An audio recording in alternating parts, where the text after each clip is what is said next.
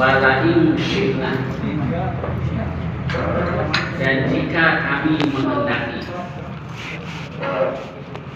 lanadhabanna billadzi auhayna ilaik. Oh, saya salah ya. Mulai dari ayat 85 ayat sebelumnya. Saya ulangi lagi. A'udzubillahi minasyaitonir rajim. Wa yas'alunaka 'anil ruh.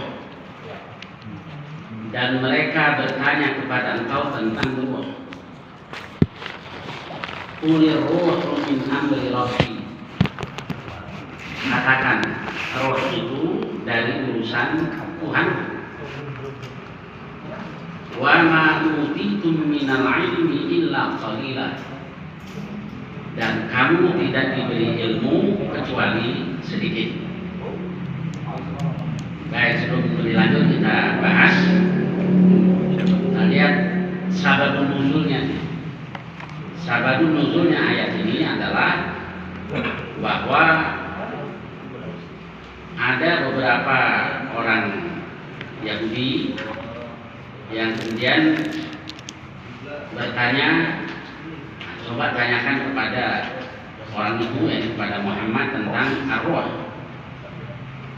Pasti dia nggak bisa. Kemudian ada juga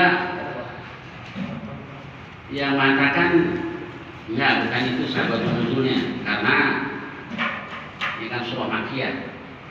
Sedangkan Yahudi itu kan nanti berhadapan dengan orang Yahudi ketika sudah hijrah ke Madinah. Wallah tentang sabab nuzulnya. Di ayat ini dijelaskan bahwa yas'alunaka 'anil ruh. Mereka bertanya kepada engkau tentang ruh. Di dalam bahasa Arab ada ruh, ada rih. Kalau rih, angin. Ruh, yang susah didefinisikan. Apa? Jiwa, ruh, kayak ahli jiwa saja beda-beda, atau bahkan tidak bisa lah mendefinisikan apa itu jiwa. Di dalam bahasa pada nafsun biasanya kita artikan jiwa. Lalu kadang-kadang juga diartikan nafsu maksudnya. Dan nafasun, kalau nafasun nafas. Baik, kemudian ruh. Apa itu ruh? Macam-macam yang mengatakan potensi untuk hidup dan seterusnya. Ya ada sedikit. Sebenarnya orang kalau hilang ruhnya kan berarti mati. Mereka bertanya kepada engkau tentang ruh. Kebanyakan mufasir mengatakan ruh yang dimaksud ya ruh yang sebagaimana kita pahami. Tapi ada juga sebagian yang katakan ruh di situ maksudnya Jibril. Ya kalau secara bahasa ada benarnya juga, karena di Quran kata-kata ruhul quds, ar-ruhul amin, ar-ruh. Nah itu kadang-kadang itu yang dimaksud adalah Jibril alaihissalam. Baik, dan yas'alunaka 'anil ruh, qulir ruhu min amri rabbi. Mereka bertanya kepada engkau tentang ruh, katakan ruh itu urusan Tuhanku. Wa ma utitum minal ilmi illa qalila. Kamu tidak diberi ilmu kecuali sedikit. Ilmu tentang apa? Nah, kalau kita lihat konteks ayatnya ya ilmu tentang ruh. Tapi bisa juga dalam arti umum ya ilmu apa saja. Ilmu yang Allah berikan kepada kita ini sedikit. Kan? Andai saja lautan al-bahru midadan li kalimati rabbi. Andai saja lautan itu tinta untuk menulis ilmu, kalimat ilmu Tuhanku, lanafidal bahru qabla an tanfada kalimat rabbi. Maka niscaya laut itu akan kering sebelum ilmu Tuhanku habis. Dan seterusnya. Jadi ilmu yang Allah berikan sebenarnya sedikit. Orang itu menemukan salah satu hukum alam atau sunatullah yang lebih tepat, itu S-nya berapa? Menemukan satu saja hukum alam, kayak Isaac Newton misalnya, atau yang lain-lain. Itu hanya menemukan salah satu sunatullah atau hukum alam. Bagaimana dengan sunatullah yang lain? Hukum alamnya kan terlampau banyak yang manusia belum tahu. Jadi baru sebagian kecil yang manusia ketahui. Itu baru ketahui. Lalu bagaimana orang yang mengkufuri penciptanya dan ilmunya saya sedikit? Orang tuh nggak ilmu agama, nggak ilmu yang lain biasanya. Kalau makin pinter makin merasa bodoh. Kan ada seorang filosof katakan, saya tidak tahu maka saya percaya, maka saya beriman. Jadi makin belajar ternyata makin bodoh, terlampau banyak hal yang dia tidak tahu, maka dia katakan saya tidak tahu maka saya percaya. Nah demikian juga orang yang merasa lebih tahu dari Allah, sesuai ilmunya ya cetek, berarti ya cetek dan banget, cuma dapat S-nya banyak gitu ya. Oh imam-imam para ulama dulu dikasih S itu S-nya berapa? Imam Syafi'i, Imam Nawawi ini yang masalah, yang ahli fikih, yang ahli tauhid dan seterusnya. Kemudian yang ilmuwan-ilmuwan Ibnu Sina, Ibnu Rushd dan lainnya dulu. Ya bolehlah kita sebentar mengenang zaman kejayaan umat Islam. Dulu banyak mukhtarir, banyak orang-orang yang penemu, tuh banyak. Tapi karena kekalahan di bidang politik dan militer, ya semuanya menang. Jadi kekalahan di satu aspek itu pasti berimbas kepada aspek yang lain, masalah ekonomi, masalah ini ya berimbas ke aspek yang lain. Dulu umat Islam berjaya di saat itu, sehingga diisi oleh orang-orang Mongol. Maka ya pelajaran juga bagi kita. Jadi jangan kita mengabaikan atau meremehkan aspek yang lain. Semua penting. Keilmuan juga sangat penting. Kemudian kekuatan militer juga penting dan seterusnya lah. Dan seterusnya nggak bisa cuma satu aspek saja. Nah itulah yang di antara makna sabda Nabi al-ilmu minul qawi khairun wa habbu ilallah minal mu'minil dhaif. Mukmin yang kuat lebih baik dan lebih disukai Allah daripada mukmin yang lemah. Sebab kalau dia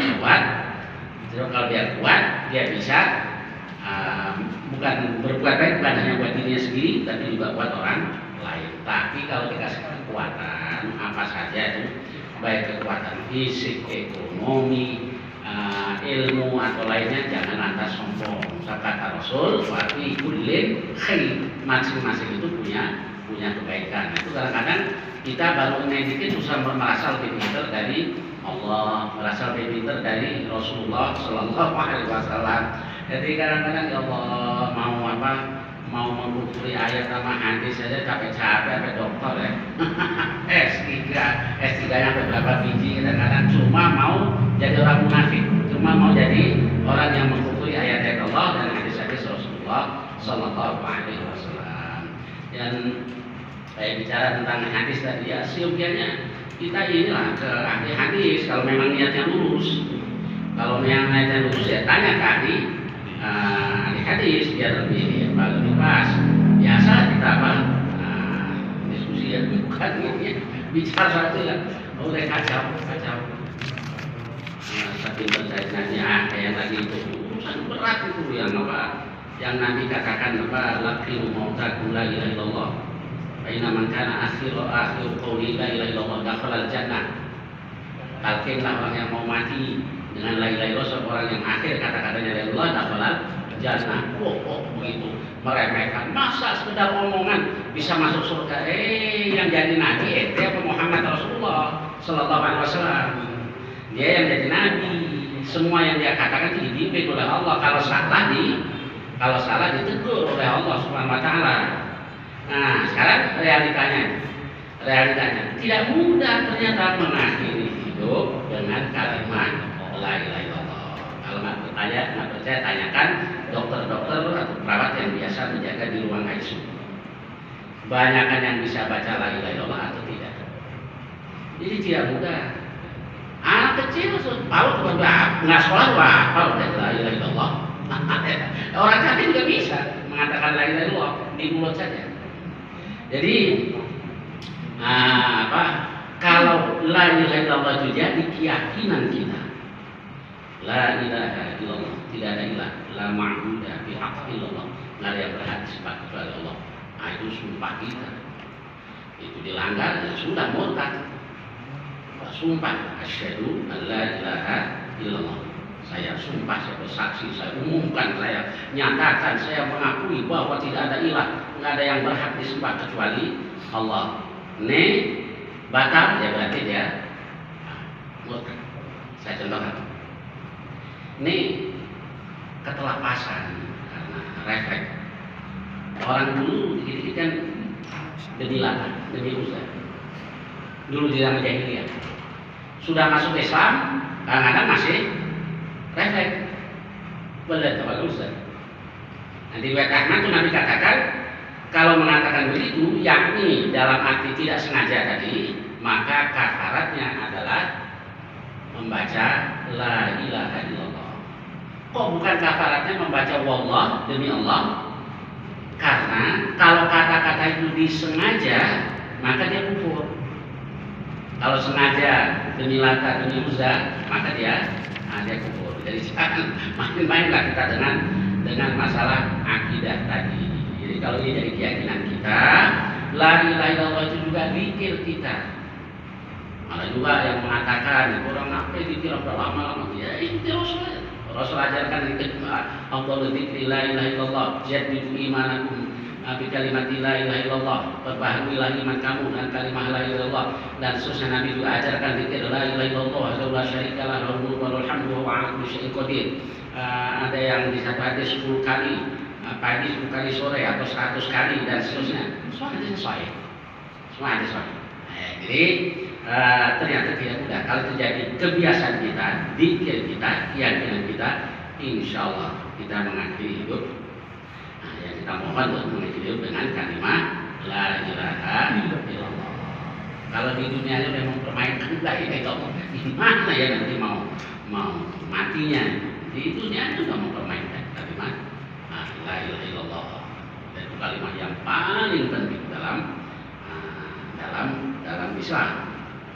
Jadi pintunya, tiketnya menjadi seorang muslim itu asyhadu an la ilaha illallah wa asyhadu anna muhammadar rasulullah. Cuma kalau orang tua yang sudah muslim, baik para sahabat itu anaknya nggak pakai dibaiat, udah otomatis jadi seorang muslim seperti para sahabat radhiyallahu anhu. Baik, jadi kalau sudah bicara agama, kita harus kembali kepada kitabullah dan sunnah Rasulullah Sallallahu Alaihi Wasallam. Jangan mendahulukan ini. Wa manuti itu minal ilmi illa qalila. Dikit, jadi dikit aja mesti sesuai dengan keinginan perguruan tersebut. Kalau ada liberal itu cepat doktor, sebentar juga S3.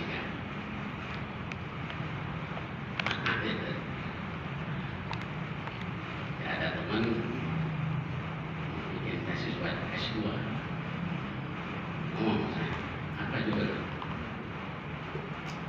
pengaruh pemahaman Islam secara literal terhadap aliran yang keras-keras radikal pemahaman.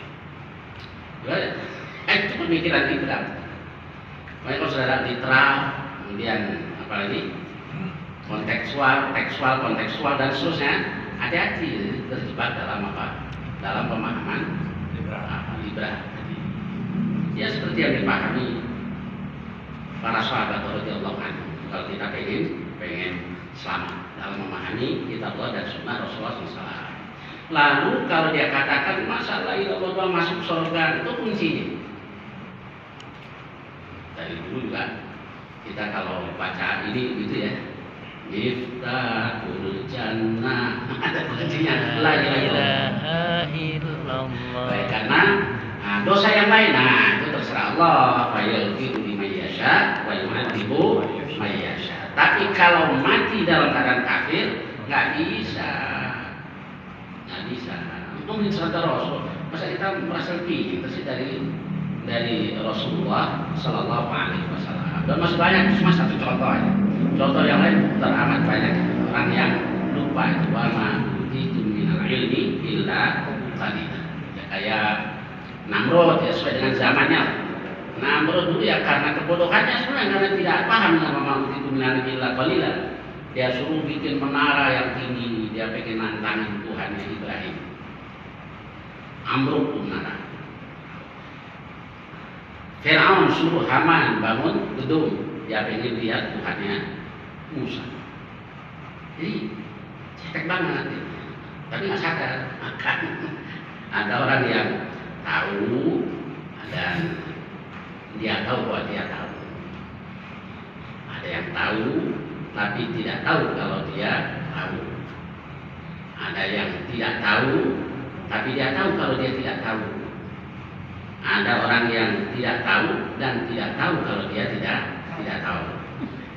Kalau orang yang yadri wa yadri annahu yadri, dia tahu dan dia tahu kalau dia tahu, maka dia jadi samping buat dirinya diajarkan ke orang lain. Ada yang yadri wa la yadri, nah, dia tahu dan dia tidak tahu, annahu yadri, bahwa dia tahu. Nah ini nanti kasih ingetin biar dia punya bermanfaat buat orang lain juga. Nah ada orang yang la yadri, tidak tahu dan dia paham bahwa dia tidak tahu, maka dia belajar. Nah, ada yang la yadri wa la yadri annahu la yadri, dia tidak tahu dan dia tidak tahu kalau dia tidak tahu. Nah yang dimaksud jahil murakkab, begonya kuadrat. jahil murakkab ini sebanyak ilmu kita itu sedikit. Wa ma utitu minal ilmi illa qalila. Sudahlah, sekarang nggak usah tentang ilmu Allah. Ilmu Allah kayak tadi, kalau lautan dipakai untuk menulis ilmu Allah, supaya tinta menulis seluruh ilmu Allah dikirim. Kalaupun didatakan lagi beberapa kali dibanding dengan itu, tetap lana fi dal bahru qabla an tanfada kalimatu rabbi wa rutina bimithlihi madad. Di itu ilmu Allah. Sekarang yang pada mengkufuri Allah, Rasul, syariat dan seterusnya, apa sudah baca itu bukunya Imam Syafi'i semuanya? Apa sudah baca kitabnya Imam Nawawi semuanya? Ibnu Qudamah dan juga yang lain-lain? Belum. Cuma sebagian aja dibaca. Tapi kadang-kadang kita sudah merasa sudah mumpuni semuanya. Nah kemudian apa mengkufuri? Nanti berarti la yadri annahu la yadri, dia tidak tahu bahwa dia tidak tahu. Nah, dan apa sebabnya? Ya sebabnya kadang-kadang memang sudah ada kebekokan. Jadi ada orang belok itu sengaja itu. Annalladzina fi qulubihim zaygun, adapun orang-orang yang dalam hatinya ada kebekokan, fayattabi'una ma tasyabaha min, dia cari yang mutasyabih. Tujuannya apa? Ibtigha al-fitnati wa ibtigha at-ta'wili, karena menginginkan fitnah, jadi pengen bikin kekacauan umat Islam dan ingin mentakwil, yakni menginterpretasikan Quran bukan dengan makna yang sungguhnya sebagaimana yang diajarkan oleh Rasulullah Sallallahu Alaihi Wasallam. Masih ada yang ini, yang di S3 cepat itu kalau ininya registrasinya soal itu cepat doktor nanti. Nggak tahu tentang apa keilmuannya, pokoknya liberal itulah yang agak ini cepat. Baik jadi sampai sekarang juga begitu. Yang kufur tadi merasa sok tahu, itu benar ini nggak boleh. Penerbang Soviet dulu baru mengingkari dulu, saya tidak ketemu Tuhan. Begonya kuadrat. Saya belum bertemu Tuhan, saya tidak bertemu Tuhan. Baru bumi. Nah bumi kan cuma salah satu planet anggota matahari. Dan di kota ini jalan kita perhatiin, kalau subuh Bapak lihat ke arah sana kan selalu ada bintang terang. Nah bintang terang sini, nah itu dia, itu salah satu planet. Itu sama kayak bumi. Bagi tengah perhatian ya, punya bintang, padahal yang nggak berkedip, nggak berpijar, nah itu apa? Planet. Nah salah satu planet itu kan bumi yang mengitari matahari. Kemudian bintang-bintang yang jumlahnya tidak terhingga itu hanya Allah yang tahu. Itu adalah matahari atau dengan kata lain, matahari cuma salah satu bintang saja. Nah, jumlah bintang berapa? Siapa bisa menghitung? Menghitung bintang nggak bakal bisa. Bahkan ada kayak kabut itu kan gugusan bintang-bintang, gugusan bintang-bintang. Hanya Allah yang tahu. Padahal selagi ada bintang-bintang itu baru as-sama dunia, langit yang terendah. Walaqad zayyana as-sama dunya bimasabih. Sungguh kami hiasi langit yang terendah itu dengan bintang-bintang. Padahal langit itu ada sab'a samawatin tiba 7 langit yang berlapis. Maka kalau semakin belajar kita merasa semakin bodoh. Dan yang alim itu adalah Allah Subhanahu wa Ta'ala. Insyaallah makin pintar ya makin tawadhu. Nggak makin merendah-rendahkan Islam. Baik, dan berkait tadi. Jadi ya tentang roh, sudah ahli apa juga ilmunya sedikit tentang roh. Mau dokter kayak mau psikolog, mau ini kalau tentang kan ada roh, ada jiwa, jadi ahli jiwa saya juga. Maka ada yang mengatakan seorang psikolog itu sebenarnya bukan psikolog, bukan ahli jiwa, ahli behavior. Jadi tingkah laku yang dipelajari kan tingkah laku seseorang sebenarnya, bukan jiwanya gimana nggak kelihatan. Itu jiwa ya, tingkah lakunya dia begini berarti wataknya begini dan seterusnya. Ya maha benar Allah yang katakan yas'alunaka 'anil ruh qul ruhu min amri rabbi wa ma utitu min ilmi illa qalila. Dan lanjutannya wala in syi'na lanadhabanna billadzi auhayna ilaihi. Kalau kami mau, kami hilangkan apa yang telah kami wahyukan kepada-Mu. Kalau Allah mau. Tsumma la tajidu laka bihi 'alaina wakila. Kemudian kamu tidak mendapatkan wakil, pengurus, penolong dan seterusnya terhadap kami. Allah sudah turunkan berikan adabnya, nggak ada yang bisa membela illa rahmatan min rabbik. Jadi sebetulnya Allah mewahyukan Al-Quran kepada Rasulullah SAW itu sebagai satu rahmat. Ada diayatkan kan kama arsalna fiikum rasulan minkum, sebagaimana kami telah utus dengan kamu seorang rasul dari golongan kamu. Maksudnya itu adalah bagian dari rahmat dan nikmat Allah Subhanahu wa Ta'ala. Kalau nggak diturunkan Quran ya berantakan gitu. Ini rahmat Allah. Nah itu makna rahmatan lil alamin. Sekarang kan dibelok-belokin mana rahmatan lil alamin. Kalau orang ikut juga kungsi pacoy, rahmatan lil alamin. Kalau ikut merayakan Natal, rahmatan lil alamin. Kalau ikut dan seterusnya, itu bukan rahmatan lil alamin. Itu orang munafik yang agamanya nggak jelas, yang sering kita bahas. Dari zaman dulu mau berubah nama apa, tetap barangnya itu. Mulai dari kepercayaan, kejawen dan seterusnya, liberal, kemudian ini tetap barangnya itu yang menganggap semua agama sama. Nah itu orang munafik. Tujuannya pasti Islam.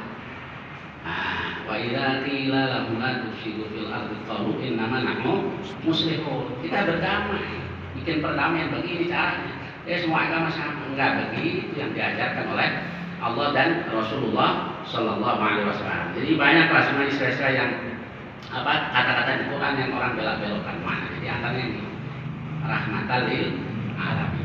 Kembali, kurang ragu ya Islam rahmatan lil alamin. Sekarang Islam Nusantara. Udah ganti berapa ini pejuang Islam tetap akan berjuang untuk menegakkan yang hak, yang berjalan di berbengkokan yang musnah untuk itu, tapi yang ini tetap, dan itu kewajiban kita untuk meluruskan. Nah, kalau sampai terjebak ke situ ya udah agama nggak karuan. Ya kadang-kadang kelenteng, kadang-kadang ke urut, kadang-kadang ada kemusyrikan. Padahal tadi di awal sudah kita bahas intinya Miftahul Jannah itu adalah la ilaha illallah. Baik, lanjutannya. Inna fadlahu kana 'alaika kabira. Sesungguhnya karunia Allah terhadap engkau adalah besar. Jadi Rasul diangkat sebagai Rasul itu berarti karunia dari Allah Subhanahu wa Ta'ala. Rasul justru mulai diangkat sebagai Rasul terus dimusuhi, diperangi dan hidup Rasul penuh dengan perjuangan. Nah, kayak ketika dia datang ke Waraqah bin Naufal, kan ada yang dulu juga belajarnya ke pendeta Nasrani. Memang ilmu itu sama semuanya dari Allah. Kalau yang asal yang dia pelajari ya Injil yang benar, Taurat yang benar ya sama. Yang beda kan cuma syariat. Begitu Khadijah menyampaikan kepada Waraqah begini, dia katakan itu adalah malaikat. Saya sudah tua, jadi dia sudah tua banget. Dia orang Mekah yang beragama Nasrani, jadi pendeta dengan banyak menerjemahkan Injil ke dalam bahasa Arab. Dan dia katakan, kalau saya ada kekuatan, saya ada umur, saya akan bela kamu jika kamu diusir oleh kaum. Apa mereka akan usir saya? Semua yang dapat seperti kamu pasti diusir oleh kaum. Nah, kau tahu dia dalam mengizinkan tertera seperti itu. Semua nabi itu dimusuhi. Lalu apa yang dimaksudkan karunia Allah? Nanti di akhir. Itu bukan tertinggi yang dimohon oleh Rasulullah Sallallahu Alaihi Wasallam. Lalu di dunia apa mesti harta yang banyak kan juga anak yang solih itu juga karunia dari Allah Subhanahu wa Ta'ala. Istri yang nurut, yang taat itu juga salah satu rahmat dari Allah Subhanahu wa Ta'ala. Karena kita lupa ya, punya istri nurut, taat, anak nurut, masih ya kita belum bersyukur terhadap Allah Subhanahu wa Ta'ala. Istrinya udah nurut, nggak boleh lihat yang ini, yang silat dikit ya. Baik, kemudian kita lanjutkan. Kullan ini jama'atil ins wal jin. Katakan hai Muhammad, andai saja manusia dan jin berkumpul ala ayyatu bimithli hadzal Qur'an, yaitu untuk membuat yang seperti Al-Qur'an ini, la ya'tuna bimithli. Mereka tidak akan bisa membuat yang seperti Quran. Walau kana ba'dhum li ba'dhin dhahira. Sekalipun sebagian tolong menolong dengan yang sebagian bekerja sama, tetap saja nggak bisa. Ada berapa ayat yang seperti ini? Ada yang di Al-Baqarah. Kalau kamu fi raibin mimma nazzalna ala abdina di surat mimithli dan seterusnya. Jadi nggak bakal bisa. Dari sisi apanya? Dari banyak sisi. Yang jelas yang pertama bahasa sastranya. Dari segi sastra orang Arab yang bertekuk lutut sebenarnya kalau sastra Arab kalau mendengar Al-Quran, maka kemudian mereka akan bermusyawarah. Ini sihir, tapi dia bukan sihir, penyair. Ini bukan penyair, maksudnya nggak bisa bersaing. Di satu riwayat Nabi mencoba bersaing. Abu Bakar yang mengingatkan Nabi itu ya Rasul yang benar ini. Dia nggak ngerti soal apa sastra. Pernah juga bersaing. Aisyah yang tegur nggak begitu ya Rasul yang benar ini. Kalau Rasul nggak tahu, nah itulah bukti bahwa Al-Quran itu adalah mukjizat dari Allah. Karena Nabi bukan penyair. Wa ma'allamnahu syi'ra wa ma yanbaghi lahu. Dan kami tidak mengajarkan syair kepadanya wa ma yanbaghi lahu, dan itu tidak sepantasnya untuknya. Jadi Rasul bukan penyair. Nah, kalau Quran datang dengan bahasa yang sangat indah seperti ini, itu salah satu sisi i'jaz atau kemujizatan Al-Quran. Nah, yang dipakai soal ummi. Saya bilang Rasul nggak bisa baca tulis. Rasul selalu menyuruh. Dia suka nyuruh, ini kan nyuruh. Memang ada yang mengatakan nggak ahli dalam soal tulis. Tapi memang begitu makna secara bahasa begitu. Jadi ummi itu dari kata ibu. Nah, orang Arab dulu ibu itu nggak bisa baca tulis. Nah, kalau anak nggak bisa baca tulis disebut ummi. Ini kayak emaknya ini nggak bisa baca tulis gitu. Jadi kayak sekarang orang Arab kenapa disebut ummiyun? Bukan karena mereka tidak bisa baca tulis. Asalnya dia kata ummi itu karena tidak bisa baca tulis. Tetapi para orang-orang Arab disebut ummiyun dalam arti karena nggak punya kitab. Yahudi kan punya Taurat, Nasrani punya Injil, maka mereka disebut ahlul kitab. Ahlun di situ pemilik, pemilik kitab, ahlul kitab. Orang Arab artinya kitab, maka disebut al-ummiyun. Jadi ya sebenarnya Arab itu nggak ada istilah itu di antara para ulama itu dijelaskan soal tadi. Terkadang ada juga orang yang kutik-kutik masalah yang itu maksudnya apa menganjurkan orang biar berjamaah di masjid penuh gitu ya. Enggak, selalu gitu aja, tenang bentar, ada yang melontarkan masalah ini itu dan sesuatu kerjaan orang yang pengen bikin ini di tubuh umat Islam. Baik, selanjutnya. Jadi satu dari sisi sastra, ada seorang sastrawan yang terkenal, penyair, Labid itu sampai sastranya salah satu bait sastra dipuji Rasul. Kata Rasul, al-asdaqu ma qala syair qaulul Labid. Perkataan penyair yang paling benar adalah perkataan Labid, yaitu kullu syai'in siwallah batil. Segala sesuatu selain Allah itu adalah batil. Kalau kita punya Arabic feeling gitu ya Pak, tahu Arabi kayaknya biasa-biasa aja ya. Dari sini mah indahnya buat kita mungkin ya. Tapi itu semua sangat-sangat indah. Kullu syai'in siwallah batil.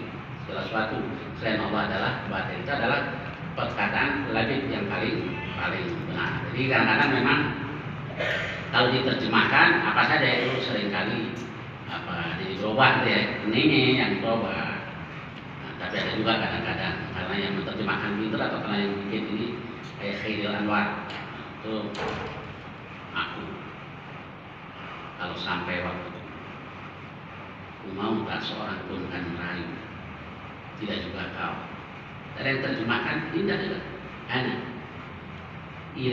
awali uridu an la ahadan yulatifu wala anta ana hayawan wahsy min jumlatiha turma dan seterusnya. Itu karena pinternya yang ini aja, pinternya yang apa yang menerjemahkan tetap tidak.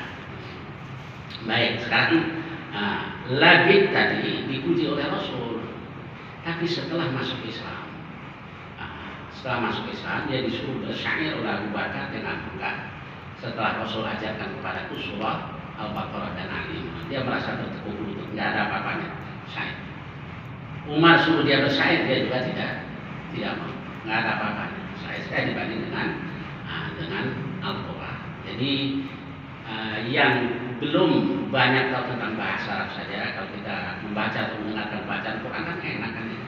Apalagi kalau dia tahu bahasa Arab, apalagi kalau dia tahu sastra Arab, tahu balaghah, tahu apa itu ma'ani, bayan, badi dan seterusnya.